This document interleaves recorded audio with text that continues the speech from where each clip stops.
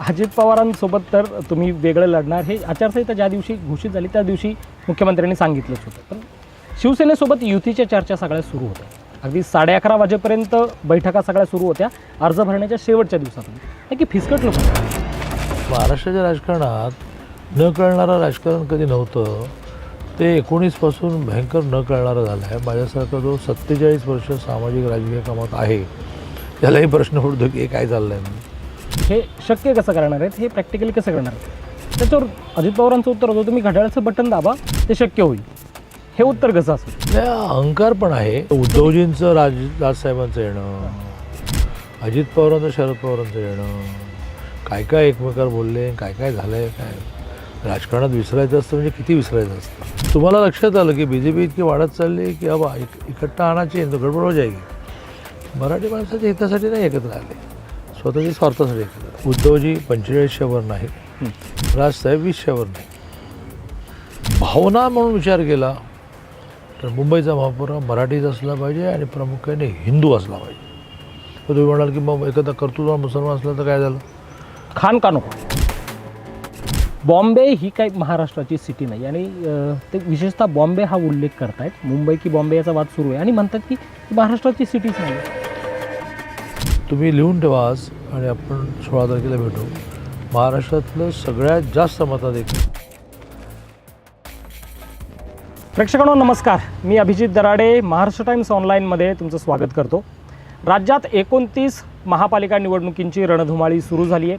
प्रचार जवळपास आता शेवटच्या टप्प्यात येऊन पोहोचला आहे. शेवटचे 3-4 दिवस बाकी आहेत आणि अशामध्ये महायुतीतले घटक पक्ष असतील किंवा महाविकास आघाडी असेल यांनी एकमेकांवर टीका करण्याची जी लेवल आहे ती पूर्णपणे पार केलेली पाहायला मिळते. आणि विशेषतः महायुतीमधले जे घटक पक्ष आहेत यामध्ये मोठं द्वंद्व पाहायला मिळते. आता पुण्याचा जर विचार करायला झालं तर पुण्यामध्ये अजित पवार हे भाजपच्या विरोधात लढत आहेत आणि खरी जी लढत आहे ती या दोघांमध्येच आहे. आणि या सगळ्यांवर जर आपल्याला चर्चा करायची असेल आणि भाजपची रणनीती नक्की काय आहे, लढती आहे कशी भाजप, या सगळ्यांवर चर्चा करायची असेल तर एक नाव आणि त्यांच्याशी बोलल्याशिवाय ती चर्चा पुढे जाऊ शकत नाही. ते नाव म्हणजे भाजपचे ज्येष्ठ नेते चंद्रकांतदादा पाटील. दादा स्वागत आहे तुमचं महाराष्ट्र टाइम्समध्ये. नमस्कार. जसं मी म्हटलं की महायुतीतले 2 घटक पक्ष पुण्यात एकमेकांच्या समोर आहे. आज अजित पवारांचा जाहीरनामा प्रसिद्ध झाला आणि त्यांनी सुरुवातीलाच मोठी सगळ्यात घोषणा केली आणि ते स्वतःही म्हटले की यामुळे मोठी चर्चा होणार आहे, याचा गदारोळ होणार आहे. आणि ती घोषणा होते की मेट्रो आणि PMT म्हणजे सार्वजनिक वाहतूक व्यवस्था आम्ही पूर्ण फ्री करतोय. असं आहे की ज्यावेळेला मुळात आधीचं वाक्य तुमचं करेक्ट करतो की आम्ही तिन्ही पक्ष एकमेकाच्या विरुद्ध लढतो आहोत.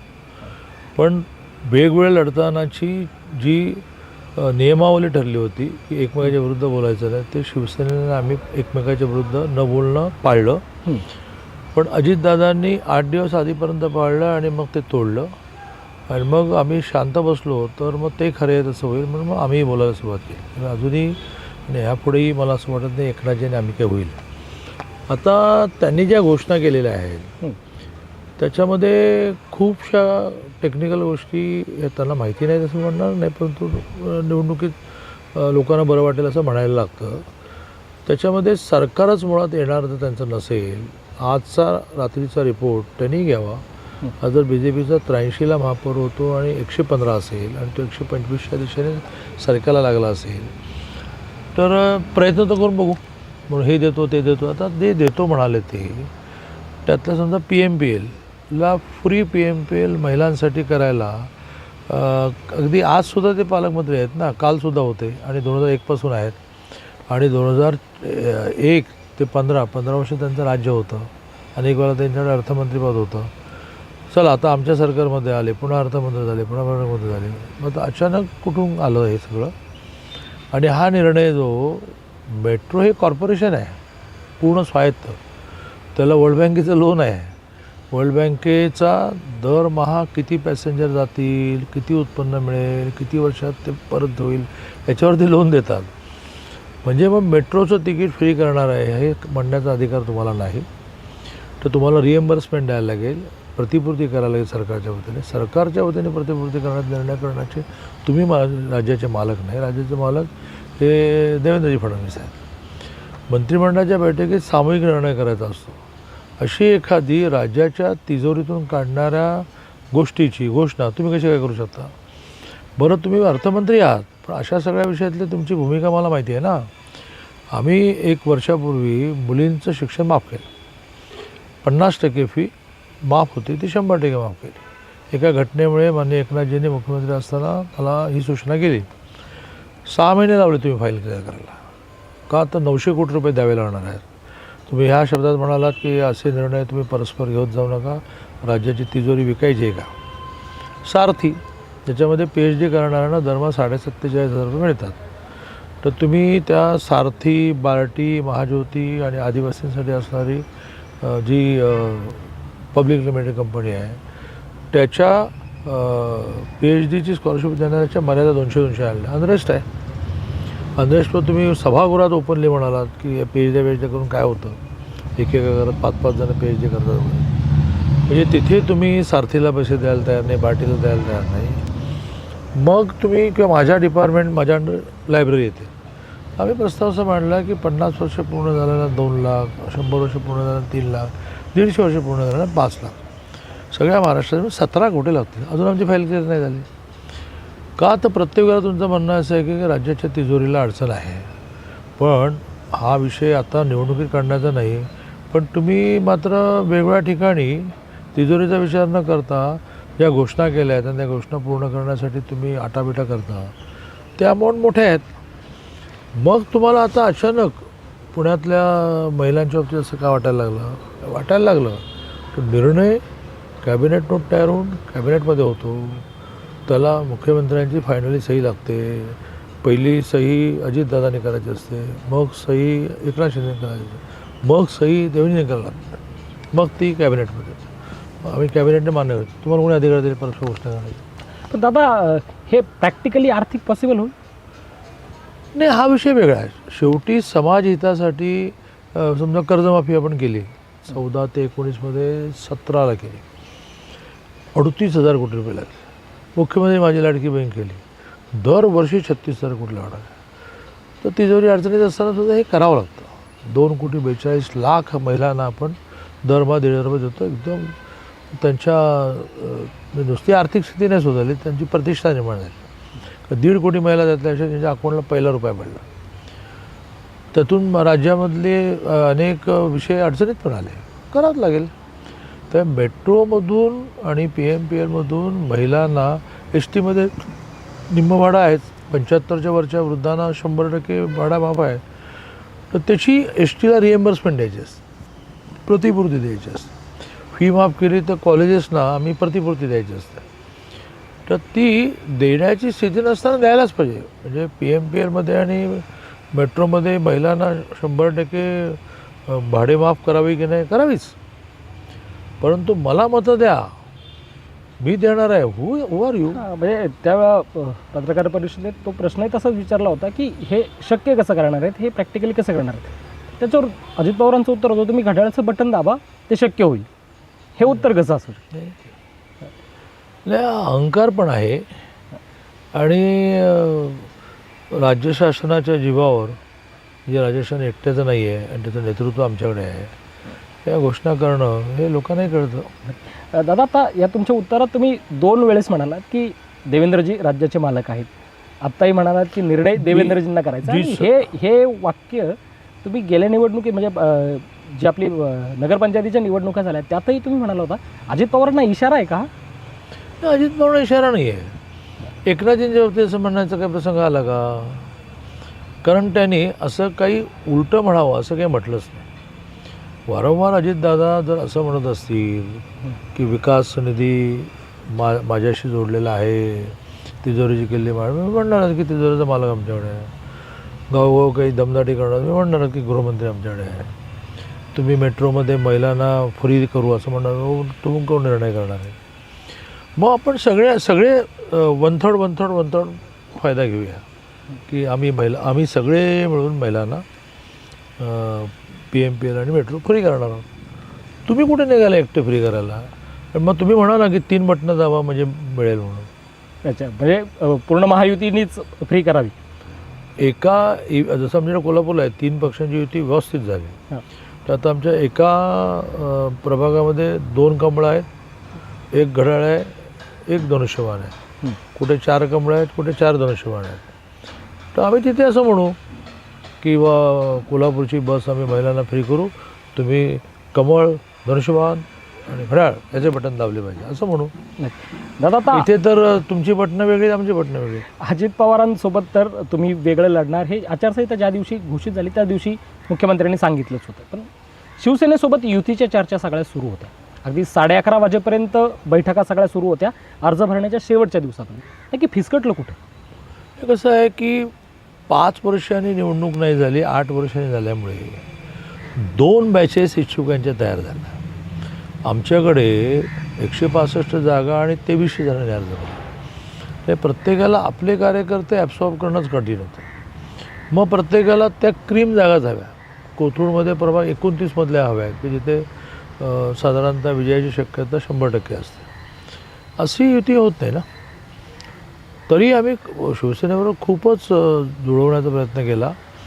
शेवटी एका जागेवर येऊन पोचलो आबा बागुलांच्या, की आबा बागुलांचा प्रवेश आम्ही केला आहे, तर ती जागा आम्ही तयार होतो. रात्री 2ला मला देवींचा फोन आला की त्या प्रभागामधली जी महिला आहे ती जागा तुम्ही आबा बागुलांच्या घरात महिलेला द्या. आबा बागुल म्हणाले नाही मीच लढणार. मग ते लढणार म्हणतात तिथे आम्हाला देण्याचा स्कोप नव्हता. आणि मग एका जागेवर त्याने असं म्हणाले की राहू दे, मग आता आम्ही आमचे वेगळे लढतो.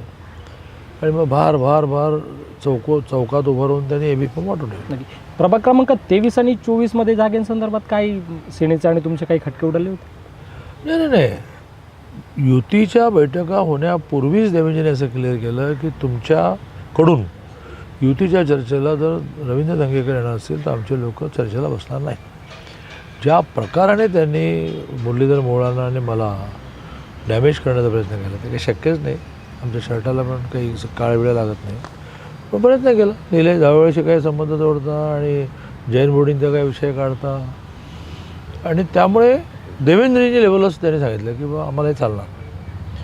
मग विषय असा आला बसल्यानंतर आम्ही म्हटलं की बा नाही बा आम्ही काही रवींद्र धंगेकरांच्या घरामध्ये शिवसेनेचं तिकीट देऊ देणार नाही.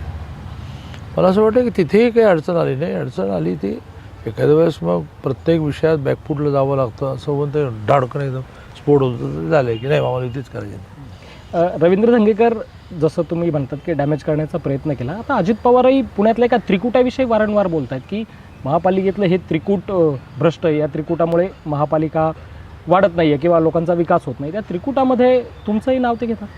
माझा तर पुणे महानगरपालिकेशी कधी संबंध झाला नाही. ना मी कधी नगरसेवक झालो, ना कधी स्थायी झालो, ना महापौर झालो. पालकमंत्री असतानाही मी महानगरपालिकेत जाणं टाळायचं. मी महानगरपालिकेच्या अधिकाऱ्यांना सर्किट हाऊसला बोलून घ्यायचं. ते माझा काही संबंधच नाही. आणि आमचं त्रिकूट आहे का चौकट आहे तुमचा काही संबंध. आमच्या पार्टीचं नेतृत्व मान्य देवेंद्रजी, मान्य रवीजी, मान्य चंद्रशेखर बावनकुळे समर्थ आहे. केंद्रात मोदीजी, अमितभाई, आमचे जगतजी, आमचे राष्ट्रीय अध्यक्ष समर्थ आहेत. त्यामुळे आम्हीचं त्रिकूट आहे की चौकट आहे तुमचा काय संबंध. दादा निवडणुकीच्या आधी 120 जागांचा दावा केलेला होता की आमच्या 120 जागा येतीलच, कारण तुम्ही जवळपास 115 जे आत्ता नगरसेवक आहेत ते घेऊन तुम्ही ही निवडणूक लढतायत. 120 जागांचा दावा केला होता. आज 2-3 दिवस राहिलेत प्रचाराला, अजूनही त्या दाव्यावर भारतीय जनता पक्ष ठाम आहे. मुळात करेक्ट करतो. आमचा दावा 125चा आहे. रोज रात्री जो रिपोर्ट होतो त्यातला रात्रीचा रिपोर्ट 115चा आहे. 10 जागा अजूनही येण्याच्या दृष्टीने काय अडचण आहे हे बघायला आज राज्याचे अध्यक्ष रवींद्र चव्हाण सगळे 8:30 ते 12 इथे येऊन बसले. एक विधानसभा 4 जण, एक प्रभाग अ ब क ड असं त्यांनी सर्वेच्या आधारे घेतलं आणि अजून एक 10 जागा कशा वाढू शकतील याची स्ट्रॅटेजी करूनच ते पिंपरी गेले. आम्ही हवेत बोलत नाही. म्हणजे अजूनही 125 जागा येतील यावर तुम्ही ठामा? 115 नक्की. कालचा रिपोर्ट 115 आहे आणि तो आता अशा लास्ट स्टेजला आला आहे की आता बॅक जात नाही. दादा आता तिकीट वाटपापूर्वी भारतीय जनता पक्षामध्ये एक चैतन्याचं वातावरण होतं. तिकीट वाटपानंतर काही नाराजी पाहायला मिळाली आणि 42 स्टँडिंग नगरसेवकांची तिकीटही कापल्या गेले. ती सगळी नाराजी संपवून एखादा अमोल बालवडकर सोडला तर सगळ्यांना कामाला लावण्यामध्ये आम्ही यशस्वी झालो. 41 प्रभागाला आम्ही 41 सिनियर माणसाची प्रमुख केली. त्यातली 35 जणं असे आहेत की जे सिटिंग तरी होते किंवा जे प्रचंड दावेदार होते. 2 दिवस माणूस म्हणून जे काही नाराजी असते ती झाली. सगळ्यांना कॉन्टॅक्ट करून कामामध्ये आणण्याचं काम आम्ही केलं आणि त्यामुळे नाराजी सोडा, आपणच लढतो अशा भूमिकेमध्ये तो 4च्या प्रभागाचा इन्चार्ज झाला. आणि आता तुम्ही अमोल बालवडकरांचा विषय काढला, तर लक्षवेधी लढत आहे पुण्यातली की विशेषतः, कारण ज्या पद्धतीने अमोल बालवडकर शहरातल्या पक्ष नेतृत्वावर, तुमच्यावर असेल, मुरलीधर मोहोळांवर असेल, सातत्याने टीका करताय. तुमच्या मुशीत तयार झालेला एक कार्यकर्ता अशा वेळेस नाराज होऊन थेट पक्ष नेतृत्वावर टीका करतो. अशा वेळेस नक्की काय नेत्याला म्हणून काय वाटतं, नेता म्हणून काय वाटतं अशा वेळेस? काही फॅक्टरी डिफेक्ट असतात. कारखान्यामध्ये माल तयार करत असताना काही फॅक्टरी डिफेक्ट निर्माण होतात, ते बाजूला काढून ठेवायचे असतात. आत्ताच नाही, विधानसभेच्या निवडणुकीच्या वेळेला असाच आरडाओरडा बरं आला कधी पक्षामध्ये 2017 आला आणि काल त्याची एक क्लिप बाहेर आल्यानंतर आता क्लिअर झालं की देवेंद्रजी आणि मी वेल कल्चर्ड असल्यामुळे असा एक विषय येणार आहे हे आम्ही आमच्या मुठीत दाबून ठेवलं. तिकीट नाकारलं. आम्ही का तिकीट नाकारलं हे काल सगळ्या जगाला कळलं. म्हणजे काल जो व्हिडिओ बाहेर आला किंवा समाज माध्यमांवर व्हायरल होम मिनिस्टर म्हणून देवेंद्रजींना कधीच माहिती होतं आणि त्यामुळेच अमोल बालवडकरांचं तिकीट कापलं. त्यामुळे त्यांचं तिकीट कापलं. आता तरीही प्रयत्न, एक कार्यकर्ता, एक नेता म्हणून देवेंद्रजींचा हा राहिला आणि म्हणून शेवटपर्यंत ते प्रयत्न करत राहिले की काय मार्ग काढता येईल. पण ज्यावेळेला त्यातली भीषणता लक्षात आली त्यावेळेला फॉर्म भरायला 2 तास बाकी असताना 12 वाजता 12 वाजता 3 तास बाकी असताना आपण निर्णय दिला की नाही आम्ही तुला देऊ शकत. आम्ही तंगवायचं तर 2:45 होऊ शकलो. बरं, तेवढ्या 12ला सांगूनसुद्धा तो पटकन जाऊन अजित पवारांचा फॉर्म आला. तर आता आधी लायझनिंगचा सुरू होता ना. असं काय अजित पवार काय तुझी वाट बघत बसले होते काय? दादा, तुम्ही विधानसभेचा विषय काढला त्यावेळेस सगळं मिटलं आणि तुम्ही पेढा भरवला होता आणि सगळा विषय गोड झाला असं देवेंद्रजीने फोन करून तुम्ही सांगितलं होतं. त्यावेळेला एक क्लिप माहिती नव्हती आणि नाही पण ते त्या पेढ्यात विष होतं असं म्हणतायत. हां हां हां हां मग त्याच वेळेला मरायला पाहिजे होतं. उपमा द्यायला काय जाते. पण त्यावेळेला जर माहिती असतं की अशी एक क्लिप याची आहे तर देवेंद्रजींनी मला हे म्हटलंच असतं. देवेंद्र असं रात्री उशिरा मला फोन आला, जर सकाळी उठल्यानंतर पहिलं काम करायचं त्याच्याकडे कॉफी प्यायला जातं. मी जातो बघा. पण देवेंद्रजींनी सांगितलं नसतं आणि मी पण गेलो नसतो. पण हळूहळू ती क्लिप त्याच्या विरोधकाने पण देवेंद्रजींपर्यंत पोचवली. दोघांनी मिळून पाहिली आणि निर्णय केला की आपल्याला हे तिकीट देता येणार नाही. मग त्याच्यावर होम डिपार्टमेंट असल्यामुळे देवेंद्रजींनी ही AI बेस आहे का, खरी आहे का, असं सगळा शहानिशा केल्यानंतर मग असा निर्णय झाला की हे सगळं बाहेर येणार. 2 दिवसापूर्वी तुमचं एक भाषण झालं, त्यामध्ये तुम्ही एक भविष्यवाणी केली आहे की लव बालवडकर सर्वाधिक मतांनी विजयी येतील. किती भविष्यवाणी खऱ्या ठरल्यात तुमच्या आत्तापर्यंत? म्हणजे आत्तापर्यंत सगळ्याच भविष्यवाण्या खऱ्या ठरल्या. म्हणजे माझ्या अवतीभोवतीच्या लोकांना विचारा. आणि त्याच्यामध्ये कॅल्क्युलेशन आहे, त्याच्यामध्ये इंट्युशन आहे, खूप साधना आहे त्यासाठी. त्यामुळे मी काही म्हटलं तर ते पहिलं तर ॲनालिसिस बेस असतं आणि मग इंट्युशन बेस असतं. तुम्ही लिहून ठेवा आज आणि आपण 16 तारखेला भेटू. महाराष्ट्रातलं सगळ्यात जास्त मताधिक्य लहू बालवडकरचं असेल आणि तुम्ही खूप सिनियर पत्रकार असल्यामुळे आजपासून खोलात गेल्यानंतर त्याची मुळं आपल्याला सापडायला लागतील. हे कसं शक्य होणार आहे ते आपल्या लक्षात येईल. दादा, पुन्हा एकदा परत राष्ट्रवादी आणि तुमच्या लढतीकडे येतो. आज पत्रकार परिषद होती. राष्ट्रवादीच्या फुटीनंतर सुप्रिया सुळे आणि अजित पवार पहिल्यांदा माध्यमांसमोर एकत्र बसलेले दिसतात. काय वाटतं तुम्हाला, ही 2 राष्ट्रवादीच्या एकत्रीकरणाची नांदी असावी? म्हणजे न कळणारेच महाराष्ट्राच्या राजकारणात न कळणारं राजकारण कधी नव्हतं. ते 19 पासून भयंकर न कळणारं झालं आहे. माझ्यासारखा जो 47 वर्ष सामाजिक राजकीय कामात आहे त्यालाही प्रश्न उठतो की हे काय चाललं आहे. त्यामुळे आश्चर्य आहे.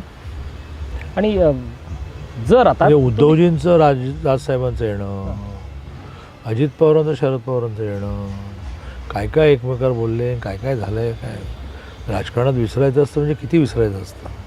नाही, बरोबर आहे दादा. तुम्ही जसं म्हणालात की राजकारण न कळणारं झालं. जर पुणे महापालिकेत जर भारतीय जनता पक्षाला काही जागांची गरज पडलीच तर मग अजित पवार हा पर्याय तुमच्यासमोर खुला असेल का? पडणार नाही. क्रमांक 1. आणि आमचे सगळेच निर्णय देवेंद्रजी करतात. मी नेहमी एक आवडीचं मी सुखी काय तर मी काही वाक्य डिझाईन केले आहेत. एक वाक्य असं की नेत्याची इच्छा ही तर आज्ञा. नेत्याने आज्ञा नाही द्यायची, नेत्याने इच्छा व्यक्त करायची. किती तरी ढीगभर विषयांची यादी आहे की जी आमच्या मनाविरुद्ध असेल तर देवेंद्रजी म्हणाले विषय संपला.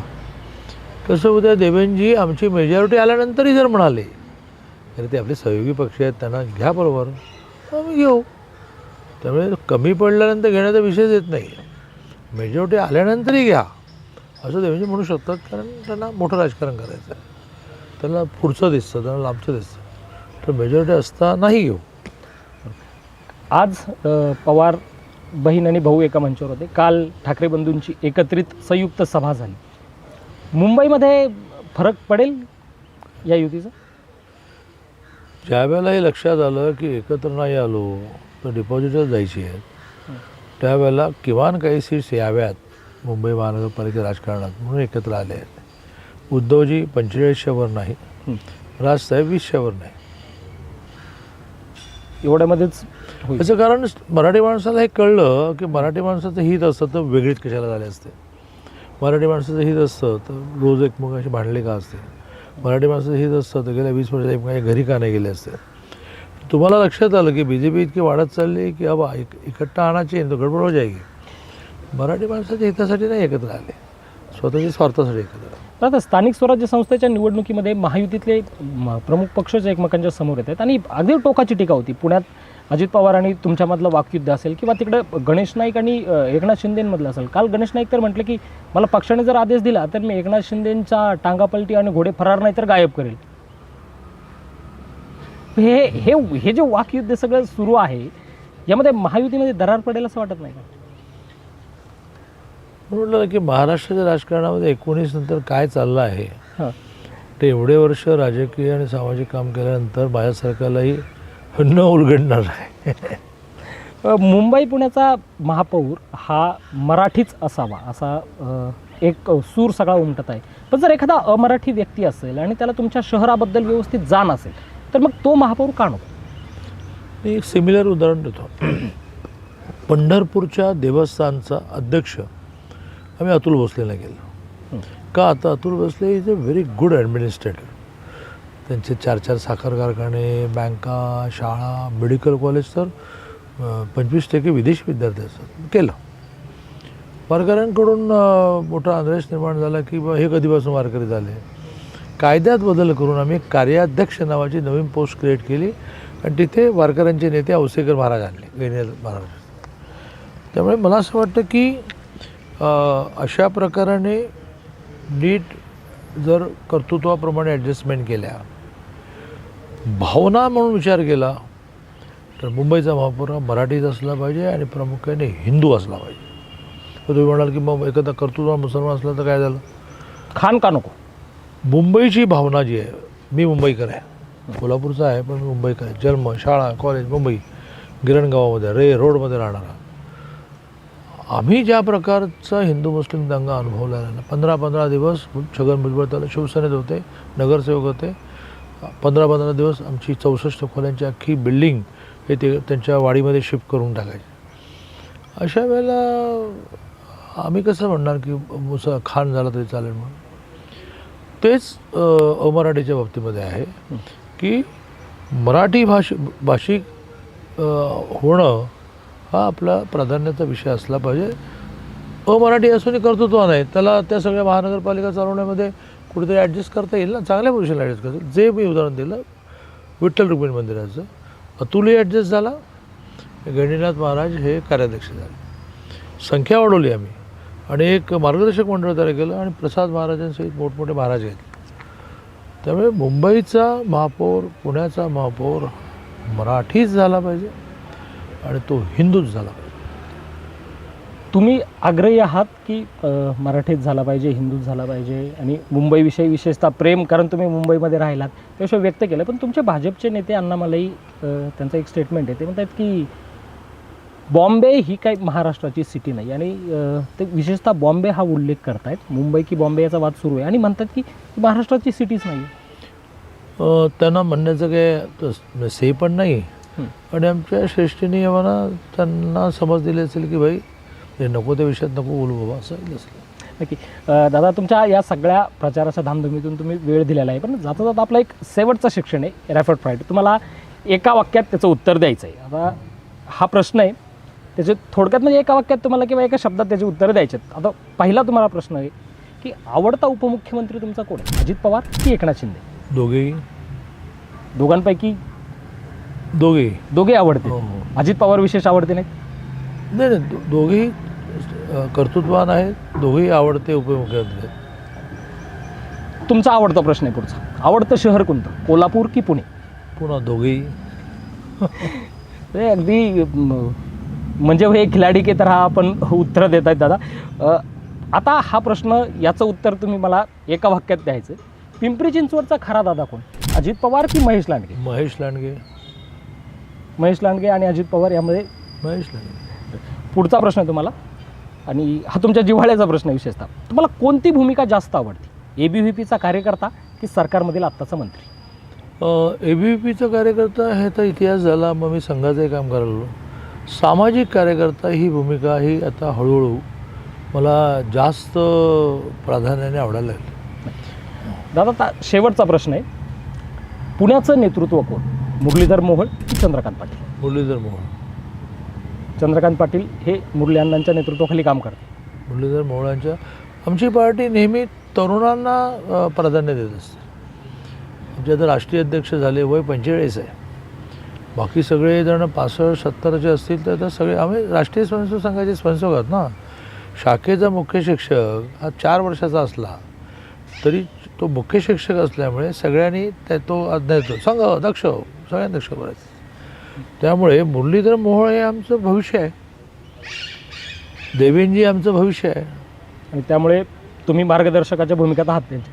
हा, मार्गदर्शक, मित्र, समन्वयक, जिथे कमी तिथे आम्ही.